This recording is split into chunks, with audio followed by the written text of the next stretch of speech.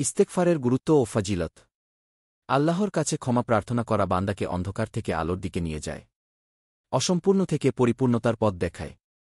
দিনরাত ২-৪ ঘণ্টা ইচ্ছায় অনিচ্ছায় ছোট বড় নানা ভুলে জড়িয়ে যাই আমরা। এজন্য এসব ভুল থেকে ক্ষমা মার্জনার জন্য আল্লাহর কাছে ইস্তেগফার করা। ইস্তেগফারের আছে বহুবিধ ফায়দা। কোরআনে কারিমে আল্লাহ তাআলা ইস্তেগফার সংক্রান্ত অনেক আয়াত নাজিল করেছেন। কোনো আয়াতে আল্লাহ তাআলা ইস্তেগফারের আদেশ করেছেন, কোথাও ইস্তেগফারকারীদের প্রশংসা করেছেন, কোথাও দ্রুত গতিতে আল্লাহর কাছে ক্ষমা প্রার্থনার কথা বলেছেন। আল্লাহ তাআলা বলেন, আর আল্লাহর কাছে ক্ষমা চাও, নিশ্চয়ই আল্লাহ অতি ক্ষমাশীল, পরম দয়ালু। সূরা বাকারা আয়াত ১৯৯। ইস্তেগফার নবীদের বৈশিষ্ট্য। সব নবী আল্লাহর কাছে ইস্তেগফার করতেন। সেসব নবীর ইস্তেগফারের কথা আল্লাহ তাআলা কোরআনের অনেক আয়াতে বর্ণনা করেছেন। আল্লাহ তাআলা বলেন, সুলাইমান আলাইহি ওয়াসাল্লাম বলল, হে আমার পালনকর্তা, আমাকে মাফ করুন এবং আমাকে এমন সাম্রাজ্য দান করুন যা আমার পরে আর কেউ পেতে পারবে না।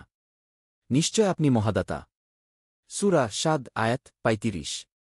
আবু হুরায়রা রাদিয়াল্লাহু তাআলা আনহুর বলেন, আমি রাসূলুল্লাহ সাল্লাল্লাহু আলাইহি ওয়াসাল্লামকে বলতে শুনেছি, আল্লাহর শপথ, আমি প্রতিদিন আল্লাহর কাছে ৭০ বারেরও বেশি তাওবা ইস্তেগফার করে থাকি।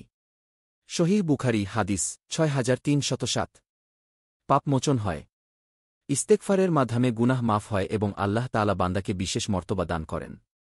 আবু যর রা বলেন, রাসূলুল্লাহ সাল্লাল্লাহু আলাইহি ওয়াসাল্লাম বলেছেন, আল্লাহ তাআলা হাদিসে কুদসিতে ইরশাদ করেন, যে ব্যক্তি একটি নেক কাজ করবে তার জন্য আছে ১০ গুণ প্রতিদান, আর আমি তাকে আরও বৃদ্ধি করে দেব। আর যে লোক একটি খারাপ কাজ করবে তার প্রতিদান সে কর্মের সমান অথবা আমি তাকে মাফ করে দেব। যে লোক আমার প্রতি ১ বিঘত এগিয়ে আসে আমি তার প্রতি ১ হাত অগ্রসর হই। আর যে লোক আমার প্রতি ১ হাত এগিয়ে আসে আমি তার দিকে ২ হাত ১ গজ অগ্রসর হই। যে লোক আমার নিকট হেঁটে আসে আমি তার প্রতি দৌড়িয়ে আসি। যে লোক আমার সঙ্গে কাউকে কোনো বিষয়ে অংশীদার স্থাপন ছাড়া পৃথিবীতুল্য গুনাহ নিয়েও আমার সঙ্গে সাক্ষাৎ করে তাহলে আমি তার সঙ্গে অনুরূপ পৃথিবীতুল্য মার্জনা নিয়ে সাক্ষাৎ করি। সহিহ মুসলিম হাদিস ৬৭২৬। রিজিক বৃদ্ধির মাধ্যম। যে বান্দা প্রতিনিয়ত ইস্তেগফার করবে আল্লাহ তাআলা তাকে অস্বাভাবিক রিজিক দান করবেন। আল্লাহ তাআলা বলেন, আমি তাদের বলেছি, নিজ প্রতিপালকের কাছে ক্ষমা প্রার্থনা করো, নিশ্চয়ই তিনি অতিশয় ক্ষমাশীল। তোমাদের ধনসম্পদ ও সন্তানসন্ততিতে উন্নতি দান করবেন এবং তোমাদের জন্য সৃষ্টি করবেন উদ্যান আর তোমাদের জন্য নদ নদীর ব্যবস্থা করে দেবেন। সূরা নূহ আয়াত ১০-১২। অন্তর পরিশুদ্ধ হয়। ইস্তেগফারের মাধ্যমে আল্লাহ তাআলা বান্দার অন্তরকে পরিশুদ্ধ করে দেন, অন্তরে যত পাপ পঙ্কিলতা আছে তা দূর করে দেন। আবু হুরায়রা রাদিয়াল্লাহু তাআলা আনহুর থেকে বর্ণিত, রাসূলুল্লাহ সাল্লাল্লাহু আলাইহি ওয়াসাল্লাম বলেছেন, বান্দা যখন একটি গুনাহ করে তখন তার অন্তরের মধ্যে একটি কালো চিহ্ন পড়ে। অতঃপর যখন সে গুনাহর কাজ পরিহার করে, ক্ষমা প্রার্থনা করে এবং তাওবা করে তার অন্তর তখন পরিষ্কার ও দাগমুক্ত হয়ে যায়।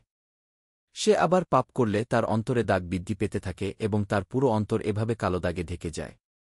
এটাই সেই মরিচা আল্লাহ তাআলা যার বর্ণনা করেছেন, কখনো নয় বরং তাদের কৃতকর্মেই তাদের মনে জং মরিচা ধরিয়েছে। সূরা মুতাফফিফিন আয়াত ১৪। জামে তিরমিজি হাদিস ৩৩৩৪। শক্তি সামর্থ্য যোগায়। যে বান্দা ইস্তিগফার করে আল্লাহ তাআলা তার শরীরে বিশেষ শক্তি দান করেন।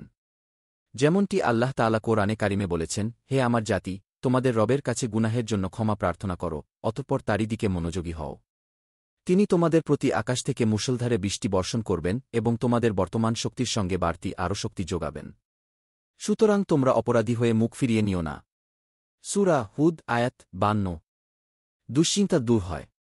ইস্তেগফারের মাধ্যমে আল্লাহ তাআলা বান্দার অন্তর থেকে যাবতীয় দুশ্চিন্তা ও পেরেশানি দূর করে দেন।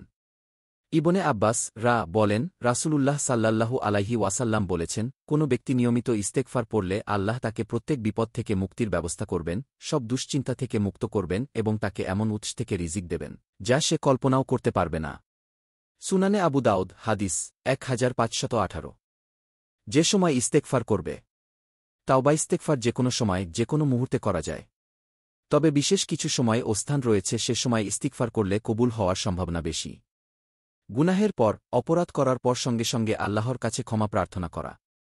অনুশোচনার সঙ্গে বান্দা যদি আল্লাহর কাছে ক্ষমা প্রার্থনা করে আল্লাহ সঙ্গে সঙ্গে ক্ষমা করে দেন। আল্লাহ তাআলা বলেন, যে ব্যক্তি কোনো মন্দ কাজ করে ফেলে বা নিজের প্রতি জুলুম করে বসে, তারপর আল্লাহর কাছে ক্ষমা চায়, সে অবশ্যই আল্লাহকে অতি ক্ষমাশীল, পরম দয়ালুই পাবে। সূরা নিসা আয়াত ১১০। নেক আমলের পর ইস্তেগফার করা। আল্লাহর প্রিয় বান্দারা যেকোনো নেক আমল করার পর এ কথা অনুভব করেন যে যেভাবে আমল করার কথা ছিল পূর্ণরূপে সেভাবে করতে পারিনি, তাই এর জন্য বিশেষভাবে ইস্তেগফার করতেন। শাব্বান রাদিয়াল্লাহু আনহু থেকে বর্ণিত, তিনি বলেন, রাসূলুল্লাহ সাল্লাল্লাহু আলাইহি ওয়াসাল্লাম নামাজ শেষ করে ৩ বার ইস্তেগফার করতেন। হাদিস বর্ণনাকারী ওয়ালিদ বলেন, আমি আউজাই রহমাতুল্লাহি আলাইহিকে জিজ্ঞেস করলাম, তিনি সাল্লাল্লাহু আলাইহি ওয়াসাল্লাম কিভাবে ইস্তেগফার করতেন। তিনি বললেন, তিনি সাল্লাল্লাহু আলাইহি ওয়াসাল্লাম বলতেন, আস্তাগফিরুল্লাহ, আস্তাগফিরুল্লাহ। সহিহ মুসলিম হাদিস ১২২১। এছাড়া চন্দ্রগ্রহণ, সূর্যগ্রহণ, ফজরের সময় বিশেষভাবে এবং তাহাজ্জুদের সময় ইস্তিগফারের কথা হাদিসে এসেছে। আল্লাহ আমাদের সবাইকে সঠিকভাবে বুঝার তৌফিক দেও এবং আল্লাহ তাআলা আমাদেরকে বেশি বেশি ইস্তেগফার পড়ার তৌফিক দান করুন, আমিন।